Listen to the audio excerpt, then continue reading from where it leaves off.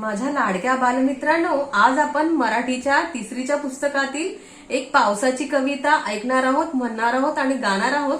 आणि ह्या पावसाच्या वातावरणात ती कविता आपल्याला खूप चांगल्या प्रकारे शिकता येईल. तर कवितेचं नाव आहे पडघम वरती टिपरी पडली. पान क्रमांक 6 वरती ही कविता आहे. तर चला ऐका, म्हणा आणि वाचा.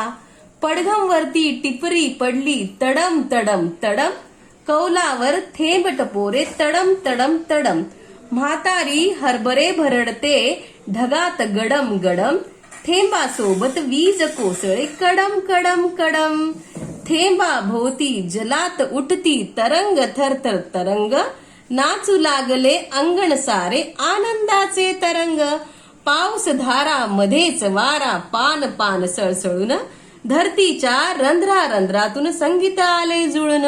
तर बालमित्रांनो, अशा प्रकारची ही कविता आहे. कविता लिहिली आहे राजा ढाले यांनी.